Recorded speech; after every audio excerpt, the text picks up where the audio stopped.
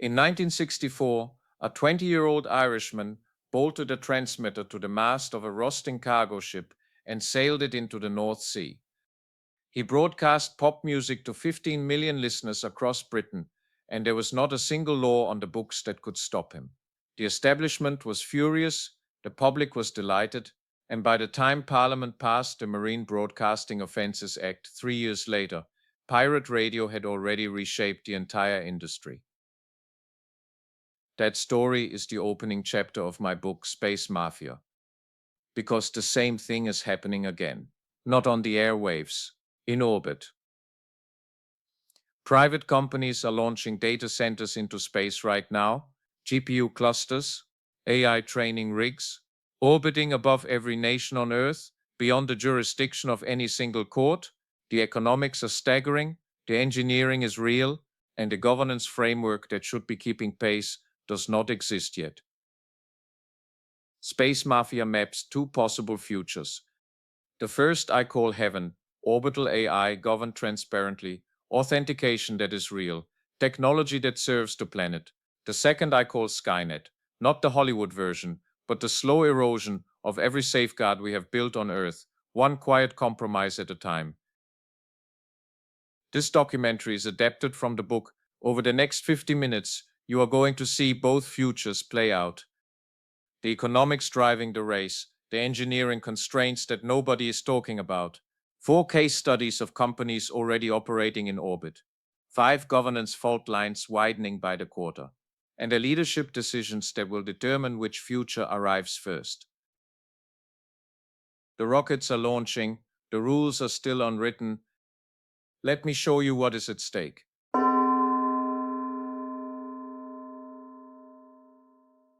Pirate radio was never merely about melodies drifting on the breeze. It was a defiant heartbeat pulsing through moonlit streets, a crackling electric current that dared regulators, those self-appointed wardens of the air, to silence its outlaw songs. From dank, torch-lit cellars awash in damp stone, to rust-scabbed ships rocking in harbor fog, rogue broadcasters shoved their signals into the void long before any official license could reach them. When the first clandestine frequencies flooded London's cobblestones, government agents chased phantom transmissions through alleyways and back rooms. Technology had ripped ahead of the rulebook, and society stood at a crossroads, embraced the new spectrum of possibility, or watched centralized control slip away like smoke. Now, the same drama unfolds above our heads, on the cosmic stage. Racks of servers rise in silent arrays, thousands of kilometers above Earth, glinting under relentless solar glare, orbiting beyond the reach of any terrestrial court or licensing bureau.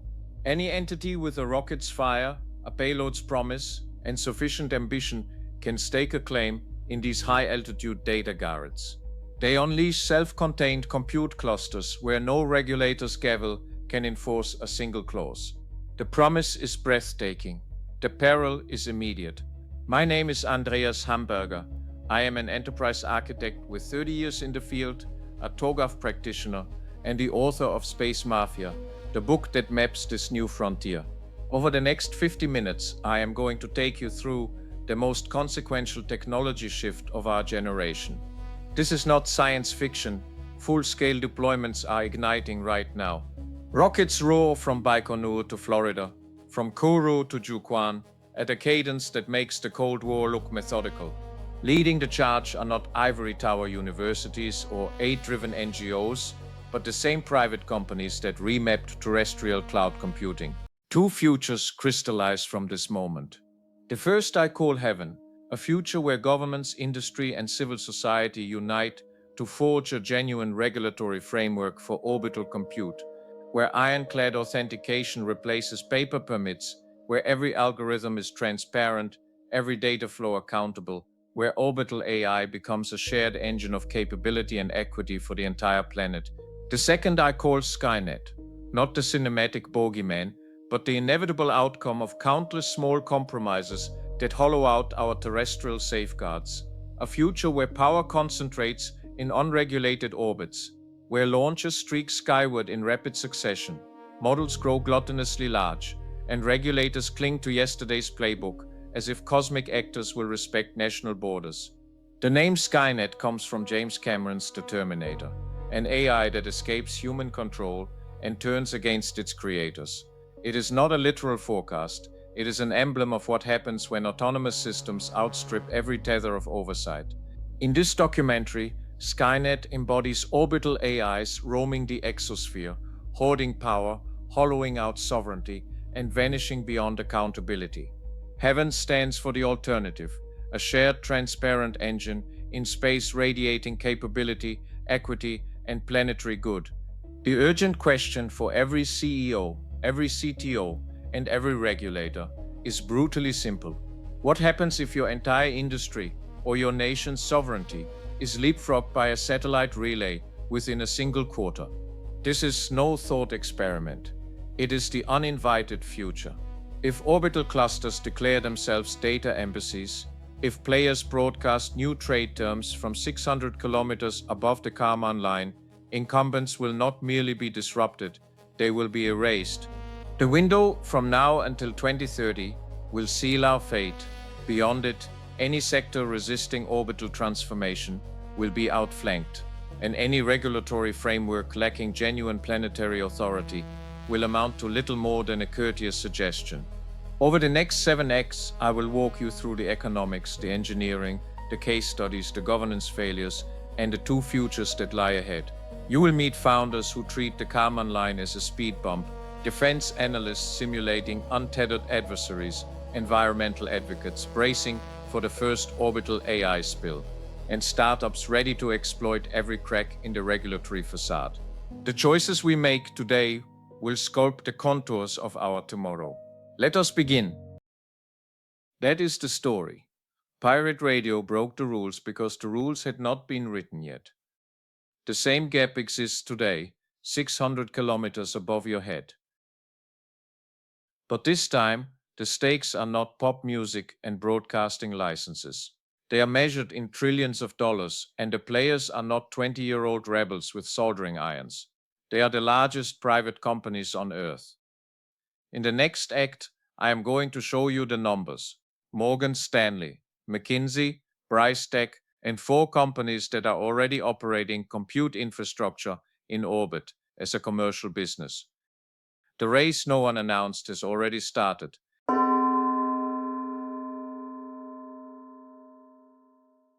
The numbers are no longer speculative. Morgan Stanley's December 2025 Space Economy Report states that the global space economy is projected to reach nearly $1 trillion by 2040. But driven by AI and autonomous industries, it could surge to $8 to $10 trillion by 2050. McKinsey's 2025 update adds that cloud services and machine learning in low Earth orbit could generate between $100 and $200 billion in annual revenue. These are not projections from dreamers. These are from the institutions that move global capital. Bricetech's 2025 Satellite Industry Report offers ground-level detail. In 2020, fewer than 700 commercial satellites operated in orbit. By the end of 2025, that number exceeded 11,000. 60% are privately owned, 10% already carry significant onboard compute, and the private players are not waiting for permission. Starcloud launched the first real proof of concept in November 2025. Starcloud 1 rode into low Earth orbit carrying a commercial-grade NVIDIA H100 GPU, not as a demonstration but as a revenue-earning, minimum viable product. It handled inference jobs for 2 venture-backed trading firms and a Singapore-based genomics startup. Latency from Sydney hovered at 21 milliseconds round trip. Their CEO declared in the November 2025 press release, "We are not building satellites. We are building the next cloud platform, one that exists beyond any single nation's laws." Google's Project Suncatcher is right behind them. Announced in December 2025, it will deploy solar-powered satellites equipped with TPU arrays to harness the power of the sun in orbit. A senior Google executive stated, "Orbital compute is not a science experiment. It is the logical next step for AI infrastructure." SpaceX is scaling even faster. Its third-generation Starlink satellites now include compute capabilities. By December 2025, over 2,000 Starlink V3 satellites were capable of offering commercial AI inference and training. Elon Musk remarked on the December earnings call, "Starlink is no longer just connectivity. It is compute at the edge of the atmosphere." And then there is Axiom Space. Axiom began with modular data centers on the International Space Station. By late 2025, the first independent data center module launched. 10 racks, 22 custom ASICs, and disposable sensor boards meant to fail and be swapped. Their founder told investors, "We treat hardware like software. Fail fast, fail clean, fail upward." State actors are active but lagging. China launched its three-body computing constellation in May 2025. The European Space Agency is exploring commercial partnerships under the Artemis Accords. But the commercial sector drives the most aggressive timelines. Business models are emerging at speed. Companies offer ML as a service from orbit. Hedge funds seek zero-latency trading. Pharmaceutical companies run proprietary simulations beyond subpoena reach. Content platforms offload moderation to neutral orbital nodes. Sovereign wealth funds and Fortune 100 companies have already signed pilot agreements with both Starcloud and Axiom. One anonymous client told Bryce Tech analysts, "Why host sensitive IP on Earth when I can park it in orbit beyond any jurisdiction?" Investment flows reflect this momentum. Private capital in space infrastructure has grown by double digits annually from 2020 to 2025. Launches are no longer the bottleneck. Reusable rockets have dramatically reduced costs. The real constraint is regulatory clarity, and it is alarmingly absent. This is where the pirate radio analogy resurfaces. Just as broadcasters once operated in a legal gray area, orbital compute is carving out its own space, unencumbered by the slow wheels of regulation. When regulators eventually catch up, the market will have already set the rules. Bryce Tech warns, the pace of private satellite deployment is outstripping regulatory frameworks by a factor of 10. If current trends continue, the first generation of orbital compute will be fully operational before any binding international agreement is reached. The opportunities are immense. Lower latency for edge AI, insulation from terrestrial power costs, strategic advantages against data residency rules. Yet the same advantages create profound risks. Data sovereignty becomes increasingly difficult to enforce. Environmental accountability dissolves. Intellectual property protection weakens. Security vulnerabilities multiply. Morgan Stanley concludes its 2025 report with a stark observation. The companies that master orbital infrastructure will define the next era of computing. Those that do not will be tenants, not owners. Executives face a clear choice: ignore orbital compute and risk being outflanked, or engage now to help shape the rules before this frontier closes. The next few years will determine who leads the orbital economy. Waiting is not neutral, it is a decision. Trillions of dollars in projected value, 4 companies already in orbit with live revenue. That is the demand side. Now for the reality check. Orbit is not a data center with a better view. It is the most hostile engineering environment humans have ever tried to run a computer in. Radiation destroys processors. Heat cannot escape in a vacuum. Power generation is constrained by the size of a solar array you can fit on a rocket fairing. The next act is about the physics, the hard limits that no amount of capital can bypass, and why understanding these constraints is the difference between a credible business and a trillion-dollar narrative. This is where the pitch meets the engineering.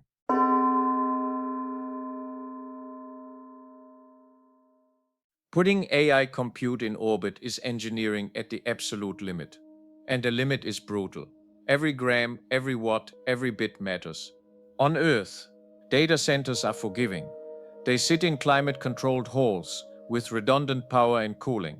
In low Earth orbit, the environment is merciless. Radiation shreds electronics. Heat has nowhere to go. Power is rationed. Debris threatens annihilation. A single failure can end a mission. Let me walk you through the physics that makes this so hard. Radiation is the first and most unforgiving killer. On Earth, cosmic rays cause rare bit flips, easily corrected by error-correcting memory. In low Earth orbit, the flux is tens to hundreds of times higher. Energetic protons and heavy ions from galactic cosmic rays and solar particle events strike silicon, flipping bits and degrading transistors. NASA's December 2025 Space Technology Report states clearly, commercial GPUs in LEO experience single event offsets at rates 50 to 100 times higher than on ground. The ESA reinforces this. In LEO, galactic cosmic rays and solar particles lead to cumulative doses that degrade semiconductor performance over months. Starcloud's chief technology officer summarized it in a 2025 briefing. It is like static poured into every logic gate. Standard error correction is not enough. The solutions are expensive. Starcloud implemented triple modular redundancy in its H100 GPU array. Every critical logic block is triplicated, and the output is voted on each clock cycle. This costs 3 times the power and expense. Google uses radiation-hardened TPUs with built-in self-checking logic. SpaceX integrates commercial off-the-shelf GPUs with tungsten shielding, reportedly reducing offset rates by 90% in simulations. Thermal management is the next brutal reality. On Earth, fans and chillers remove heat. In orbit, there is no air. Heat must radiate away into the 3 Kelvin void of space, governed by the Stefan Boltzmann law. Every watt of compute requires a matching watt of cooling. Without this balance, chips fail within minutes. Add thermal cycling. Satellites in LEO experience temperature swings of 100 to 200 degrees Celsius every 90 minutes as they pass from sunlight to eclipse. Repeated expansion and contraction leads to fatigue and cracks. Axiom Space designs enclosures using shape memory alloys to absorb expansion.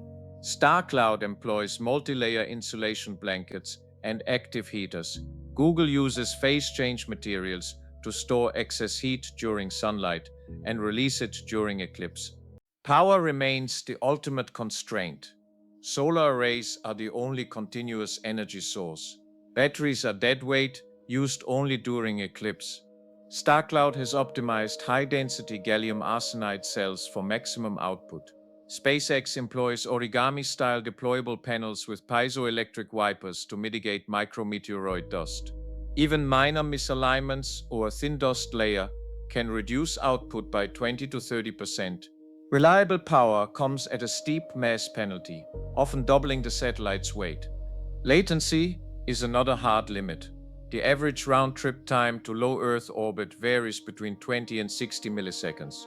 Acceptable for batch training or inference, but unacceptable for high-frequency trading or real-time robotics. Starcloud's CTO stated bluntly, "You are not driving through space. You execute in orbit and send back only distilled results."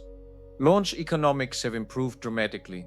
Reusable rockets have lowered costs to roughly $2,700 per kilogram on a Falcon 9. Starcloud has eliminated 85% of its fasteners with ultrasonic welding to minimize mass. Every gram is scrutinized. Yet a single compute node still costs tens of millions to launch and operate. And then there is debris. The European Space Agency's December 2025 report states that about 40,000 objects are now tracked, of which approximately 11,000 are satellites. More than 30,000 debris objects larger than 10 centimeters are estimated. Projections warn of over 50,000 trackable objects by 2030, with debris outnumbering active craft by 5 to 1. The threat of a Kessler cascade, a chain reaction of collisions, is not theoretical. Each collision produces fragments traveling at 7 to 8 kilometers per second. Once the cascade begins, the population grows exponentially. Without coordinated, enforceable mitigation, the orbital commons could become a graveyard. The engineering solutions are solvable. Radiation hardening, thermal control, power management, redundancy, debris mitigation, all are being addressed. The issue is the governance that must accompany these advances. Without a framework, the high ground will devolve into contested territory. Engineering success without oversight is a dangerously short-sighted combination. So the physics is brutal. Thermal limits, radiation damage, latency that breaks real-time trading, debris fields that multiply with every launch. And yet, companies are building anyway. The next act introduces you to the pirates, not the metaphorical kind. The companies that looked at those engineering constraints, looked at the regulatory vacuum above the Kármán line, and decided that the opportunity outweighed the risk. Starcloud put a commercial GPU in orbit and started selling inference jobs before most regulators knew it was possible. Axiom Space is building modular data centers designed to fail and be replaced. These are not reckless operators, they are rational actors exploiting a gap. That is what makes them dangerous.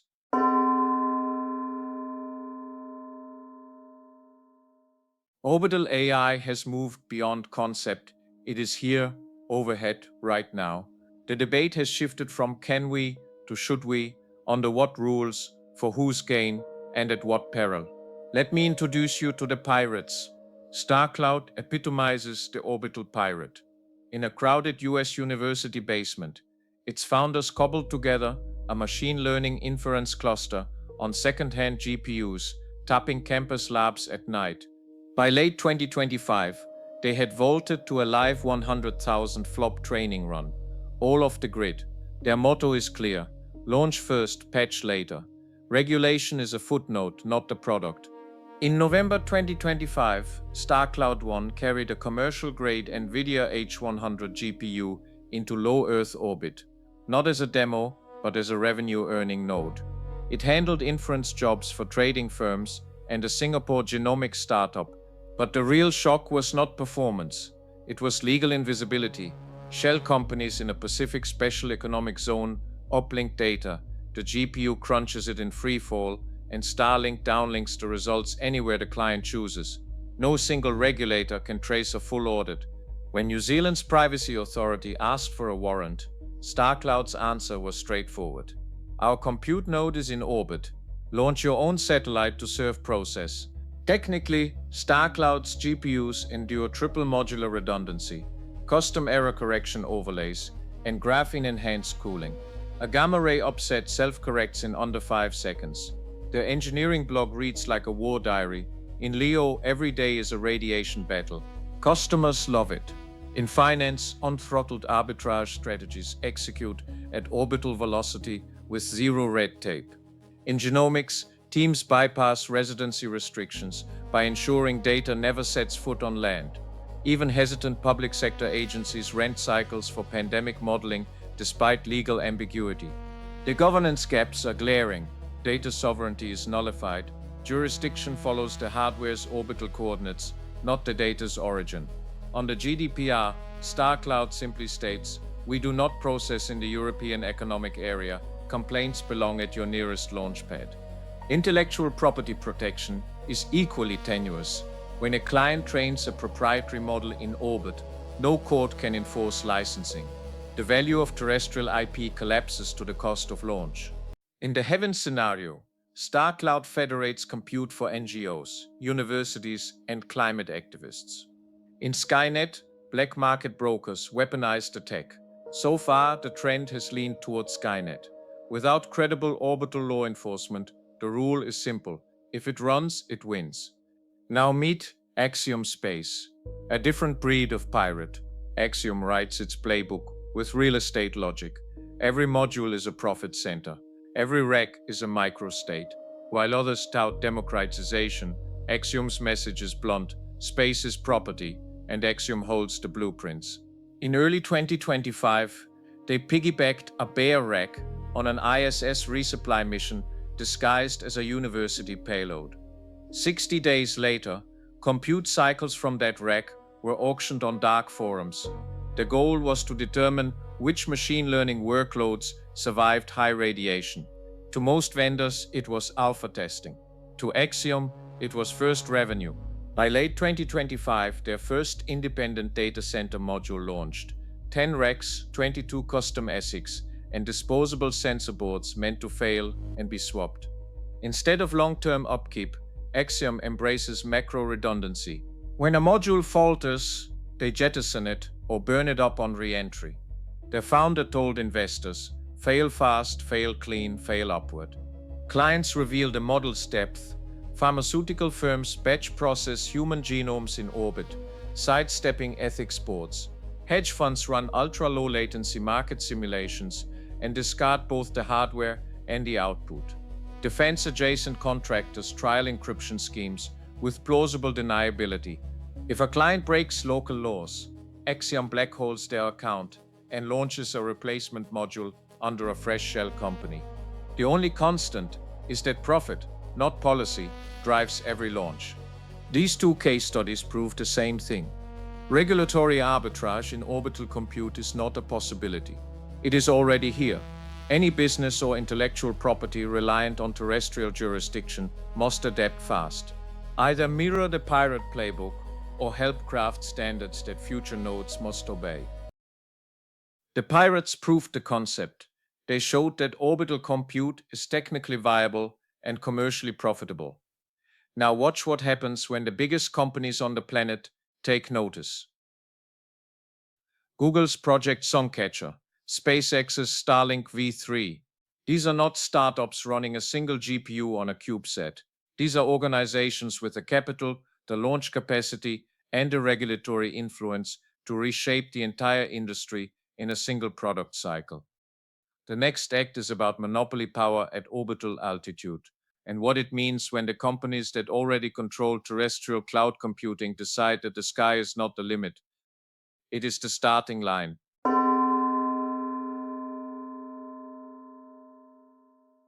If Starcloud and Axiom are the pirates, then Google and SpaceX are the monopolists. They do not evade the system, they intend to become it. Google's Project Suncatcher aims to blanket Earth with pinpoint control. Google sees space as the next internet layer and intends to define its rules from day one. In November 2025, Google announced plans to launch dozens of solar-powered radiation-hardened TPU arrays, an orbital web of machine learning accelerators that train and infer over optical uplinks. The first proof of concept, lofted as a rideshare in late 2025, harvested 32 kilowatts of solar and delivered 2 inferences per joule on live data. 8 months later, a second launch tripled array density and doubled storage. On Earth, Google's legal team preemptively lobbied to label orbital compute as a non-terrestrial service, exempting it from national controls. Patent filings spanned 3 continents: hardware in the US, model training in Europe, and ground control in the Pacific. This creates a compliance triangle that leaves every regulator pointing fingers. In public, Google touts planetary nervous system APIs for environmental monitoring and disaster prediction. Academic access and real-time satellite notebooks for students feature prominently in press materials. But under the hood, most capabilities remain locked behind credentialed accounts, multi-year exclusivity, and enterprise licensing. Security relies on quantum-resistant signatures and one-time pads for every packet. Telemetry logs exist only internally and can be auto-purged. No regulator can compel a full audit. Vertical integration of hardware, software, legal, and policy capture constructs the first end-to-end orbital infrastructure monopoly. For those locked out, clones are prohibitively costly. It is a replay of the cloud wars, only the stakes are global. Then there is SpaceX, the most prolific and perhaps the most dangerous of all. Starlink's compute is the epitome of edge deployment. Throughput and resilience trump perfection and compliance. Its origin was almost incidental. SpaceX engineers added AI accelerators to V2 satellites to improve autonomy and collision avoidance. By late 2025, they had quietly enabled customer compute on hundreds of these satellites. No public announcement, just a firmware push. Unlike Starcloud's exclusivity or Suncatcher's gated palace, Starlink is the internet cafe of orbital compute. Accessible to anyone who passes SpaceX's basic vetting, V3 satellites entering service will quadruple compute capacity and introduce software-defined networking to skirt regulatory roadblocks. SpaceX's mantra is ship, then patch. Satellites accept radiation damage, battery fade, and micrometeoroid hits. They degrade gracefully and hand off jobs across a self-healing mesh. Each launch batch is obsolete before liftoff because the next iteration is already on the pad. The upside is genuine global reach. IoT networks pre-process sensor data. Humanitarian agencies deliver medical AI into conflict zones. Disaster response teams fuse live field data for near-instant search and rescue. But openness has its dark side. Illicit crypto mining, black hat analytics, and orbital botnets quietly test and deploy code at vacuum speed. Cybersecurity experts warn of a global malnet, planetary-scale attacks hiding behind orbital jurisdiction. Law enforcement cannot serve a warrant to a vacuum. When satellites are blacklisted, the mesh simply reroutes. Attacks resume within minutes. In a major cyber attack on Latin American banks, investigators found attackers training, deploying, and updating AI bots across Starlink nodes. Each was spun up, used, and wiped within 6 hours. Tracing led only to a Manila call center whose staff knew nothing of the network. By late 2025, roughly a third of all off-planet compute cycles were running on Starlink. Competitors scrambled to keep pace. Governance absent, power has floated off-planet, and it is not coming back voluntarily. These 4 case studies, Starcloud, Axiom, Google Suncatcher, and SpaceX Starlink, show us where we stand right now. Engineering triumphs abound, but governance blind spots are glaring. Data sovereignty is eroded, IP protection has collapsed, environmental accountability has vanished, inequality widens, security risks multiply. The engineering is real, the governance is missing, the window to act is narrow, and waiting is not neutral. 4 companies, 4 different strategies, 1 shared reality. They are all operating above the reach of any single nation's laws. That brings us to the part of this documentary that keeps me up at night. The governance is not just incomplete, it is fractured across 5 distinct fault lines. Data sovereignty, environmental damage, inequality of access, weaponization, and the jurisdictional void itself. Each fault line, on its own, is manageable.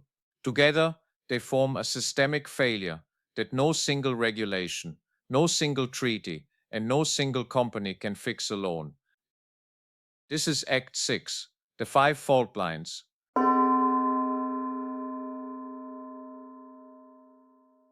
Imagine pirate radio, but at orbital altitude.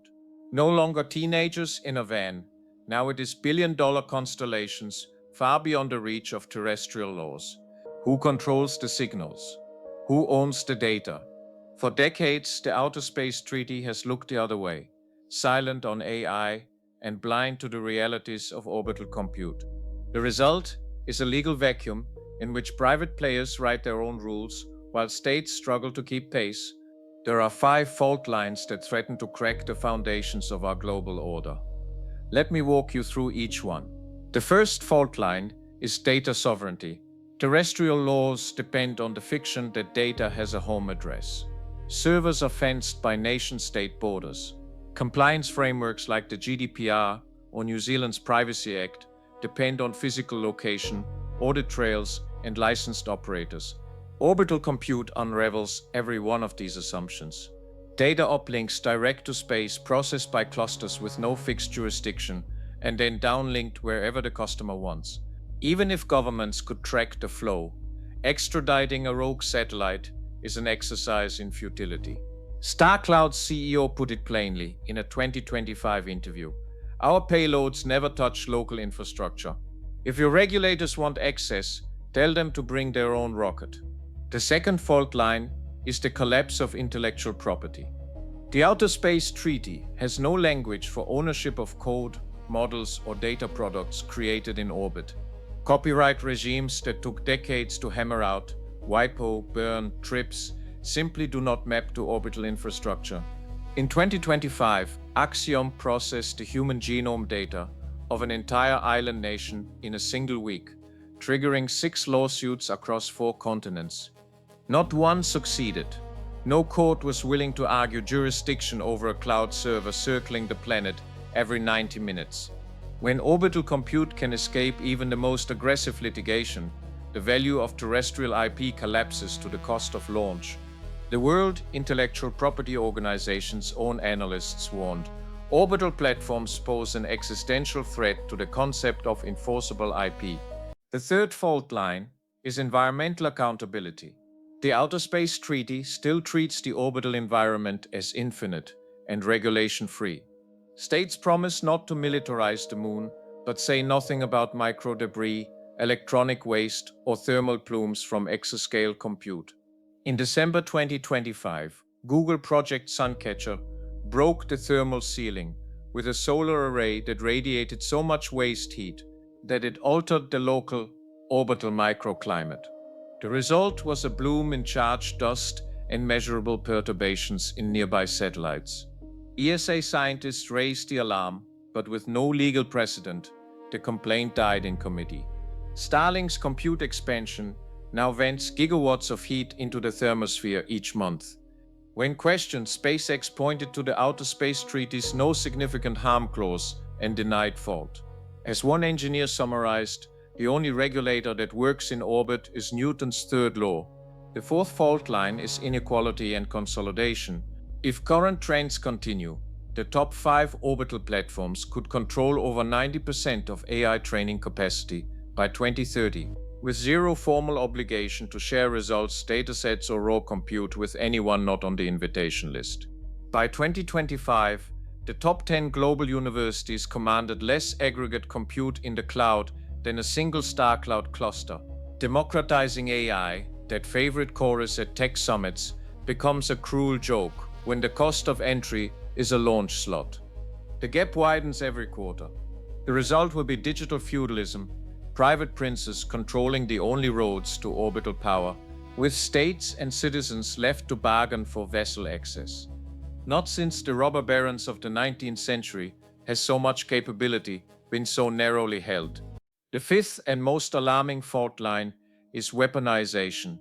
This is not about orbital missiles or kinetic weapons. This is the silent escalation of machine learning models tuned for persistent surveillance, preemptive targeting, and real-time information warfare. A leading defense publication estimated in 2025 that over 60% of all military-relevant AI training would migrate off Earth within 5 years. Already, private platforms contract with states or proxies to run unsanctioned models, deploy autonomous monitoring constellations, and execute social graph analytics with plausible deniability.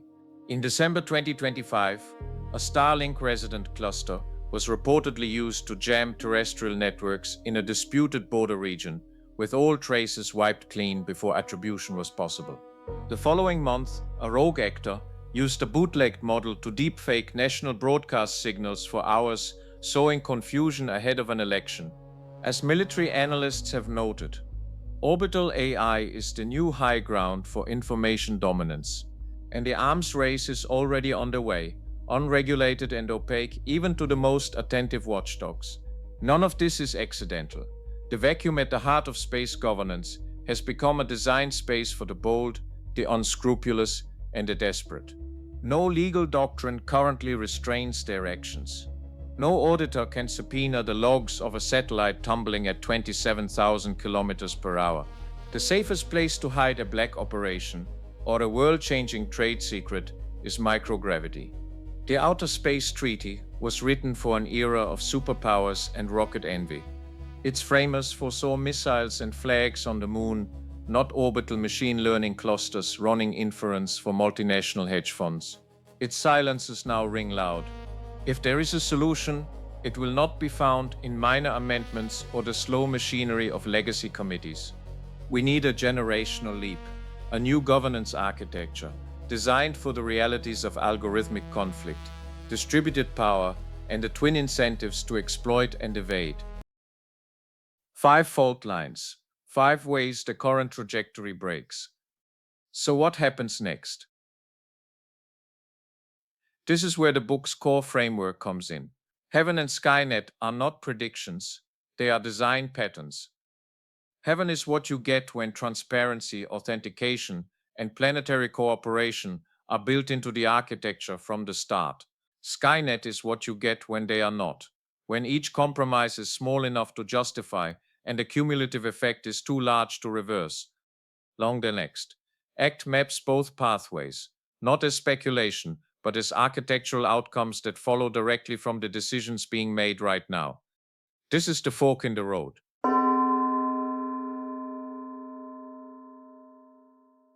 Two futures, both built in orbit, only one we can live with. Right now, every engineering breakthrough, every boardroom decision, every launch window moves us closer to heaven or to Skynet. The difference? Governance, transparency, accountability. We are not passengers, we are pilots with our hands on the controls. Let me show you what these choices look like in practice. Begin with climate. On the heaven pathway, orbital AI becomes an instrument of planetary self-awareness. Open license satellites sweep the atmosphere hourly, mapping CO2 and methane with precision no government agency could match. Models trained collaboratively across public and private datasets feed real-time climate dashboards. Small island nations receive daily warnings of rising sea levels and adjust infrastructure spending months ahead of disaster. Suddenly, climate denial has nowhere to hide. Every emission, every wildfire, every illegal dump is exposed in real time. Contrast that with the Skynet path for climate. Orbital AI becomes a black box for plausible deniability. Clients pay for early access to precision fog that can obscure or manipulate the facts. Governments fund shadow satellite fleets to exaggerate their own compliance. Climate litigation collapses under contradictory data. By 2030, truth is for sale. Now consider disaster response. In the heaven scenario, when a tsunami forms off the coast of Indonesia, Starcloud's fleet detects the rise in sea surface before terrestrial sensors register it. Axiom's onboard algorithms triangulate landfall within minutes. Google's Suncatcher supplies real-time population overlays. The chain of command is flattened. Neighborhood leaders and school principals receive the same authoritative warnings as the central government. There is no premium tier, no embargo. All stakeholders see the same ground truth at the same instant. On the Skynet path, the orbital feeds are paywalled. Premium clients get raw data in real time. Everyone else receives watered-down summaries. Brokers trade on advanced warnings, while downstream communities are left in the dark. Disasters are not suffered equally. They are allocated. In commerce, the heaven path democratizes production. Orbital compute, priced at cents per gigaflop hour, is accessible to anyone with a business idea. Micro-entrepreneurs in Kenya launch bespoke machine learning models to optimize irrigation. New Zealand startups simulate entire supply chains in LEO before prototyping on land. The Skynet variant turns the orbital economy into a cartel. A handful of megacorps set the rules. Self-learning legal AIs enforce predatory licensing at machine speed. Even NGOs are bound by extractive contracts. By 2031, a quarter of global GDP flows through just 3 orbital compute nodes, all managed by the same consortium. And nowhere do the futures diverge more sharply than in security. The Heaven model sees orbital AI as a stabilizer. Every satellite launch is logged, registered, and tracked by open protocols. Any event, a disputed launch, a flash in the ionosphere, a transient jamming attempt, is flagged, time-stamped, and reconciled by a planet's worth of independent watchdogs. Misunderstandings are resolved within hours. On the Skynet timeline, every advance in transparency is compartmentalized. Governments demand audits only for themselves. Each state and its private platform runs sovereign space AIs tuned to either interpret or redact inconvenient truths. In a crisis, each faction jams signals, launches micro-drones, and floods feeds with synthetic noise. The fog of war is multiplied by the fog of data. Is there a model for how governance could work? There is. The Antarctic Treaty, signed in 1959, created a true commons. No nation owns the continent. yet all have equal access for peaceful purposes.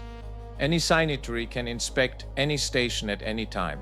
54 nations are now parties, and Antarctica remains the only continent without a military presence. Space needs that same model: open registration, third-party telemetry, and auditable use cases for every orbital compute project. One surprising frontrunner is already leading. New Zealand enacted the Outer Space and High Altitude Activities Amendment Act in 2025, mandating open audits, live registration, and guaranteed deorbiting for payloads launched from its territory. Free from Cold War baggage, New Zealand is prototyping norms and exporting them as off-the-shelf frameworks. The inflection point is between now and 2030. After that, the balance of capability, transparency, and access will be set for a generation. Technology does not create destiny. It reveals it, and then accelerates it. Two futures, one governed, one ungoverned, both technically possible, both beginning to materialize. If I stopped here, this would be a warning. I did not write Space Mafia to warn people. I wrote it to equip them. The final act is the leadership imperative. What you can do, not in theory, not after the next regulatory cycle. Now, assess your orbital exposure, design for resilience, and build the governance your organization needs before someone else builds it for you. This is the playbook.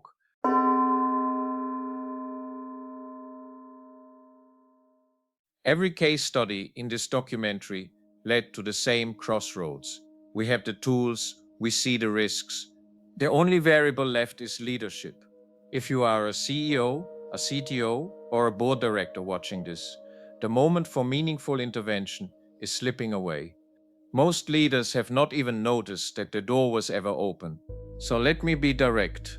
Here is what you need to do. First, assess your exposure. What percentage of your business infrastructure relies now or prospectively on satellites or space-based compute? How many of your critical workloads pass through a link you do not fully control? Which current controls, data residency, IP, audit, or licensing vanish once a payload moves off-planet? If you cannot answer those questions, pause and reconsider your strategy. In this era, unaware is the surest form of failure. Second, verify your partners. Every vendor pitching orbital AI will promise security, reliability, and regulatory compliance. Few deliver. Demand real-time audit trails and verifiable logs. Check whether your provider tracks developments in international space governance or relies on broad disclaimers. Examine where their legal, engineering, and operational domiciles sit. A provider who ignores environmental liability is a future lawsuit, not a partner. Third, design for resilience. No board wants to hear that it is locked in, but with orbital compute, the risk of irretrievable dependency is higher than ever. Every critical workload should support dual-path operation, a terrestrial fallback tested as regularly as the orbital main, and the ability to reroute without manual intervention. Enforce data provenance at every pipeline stage. Build auditability into your architecture from the first draft. Treat your orbital integrations as pluggable modules, able to swap in or out with minimal cost if the regulatory environment shifts. Fourth, invest in compliance as a competitive advantage. The next wave of growth will emerge not just from raw compute, but from platforms that can prove their integrity under scrutiny. Firms that outpace regulation today will be the first targets of enforcement tomorrow. Those who build for auditability from the start will be preferred by partners, clients, and regulators. The Orbital Transparency Act is just the first shot. More regimes will follow. Invest now in the engineering that will future-proof your orbital operations. Fifth, shape the rules. Do not wait for regulators to catch up. Engage early in international forums. COPUOS, the Artemis Accords, and the proposed Orbital Data Accord are not ceremonial. They are the sausage factories where the next decade's rules will be written. Collaborate with civil society and academic partners. Advocate for transparency and open standards. build trust bridges across sectors. The instinct is to view every new regime as a threat to business as usual. Experience shows the opposite. The first to get compliant sets the bar for everyone else. Here is the 10-point playbook I lay out in the book. Make compliance a product, not paperwork. Treat every major vendor as a potential adversary. Insist on open, replicated logs and zero-trust telemetry for every orbital handoff. Model your risk portfolio quarterly against black swan events. Make hybrid architectures your default. Operationalize advocacy. Hire for hybrid fluency, people who can span engineering, law, and negotiation. Plan for exit from every orbital asset. Internalize ESG as a shield, not a cost. And institutionalize humility. The greatest risk in the orbital era is overestimating your edge or misreading the moment. History's lesson is brutal. Every leap in capability, from steamships to packet radio, from mainframe to cloud, began as a pirate outpost in the regulatory wilderness. Each time, the first to capture the high ground dominated for a season until governance, market backlash, or planetary effect reset the cycle. The transition to orbital AI is faster, more global, and less forgiving than any before it. The luxury of wait and see does not exist at the edge of the atmosphere. Let me close where I began.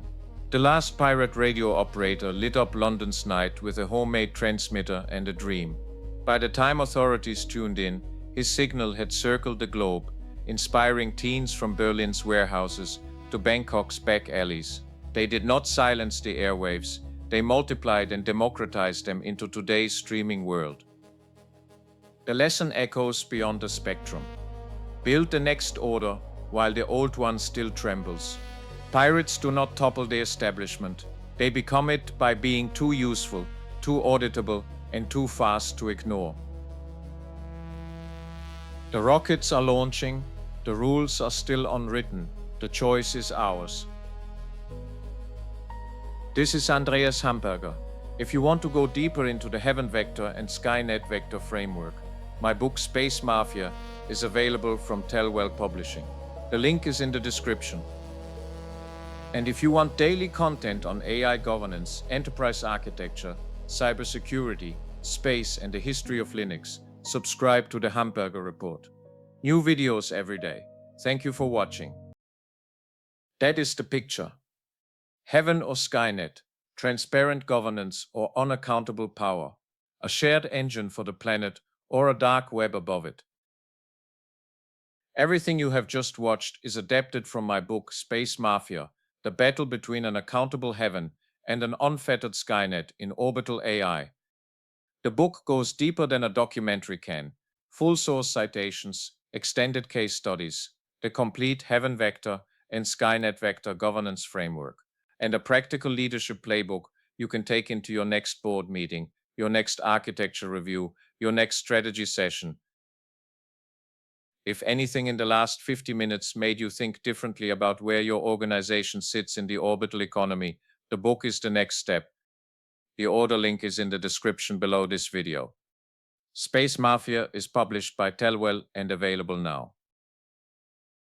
And if you want daily content on AI governance, enterprise architecture, cybersecurity, the orbital economy, and the history of Linux, subscribe to the Hamberger Report.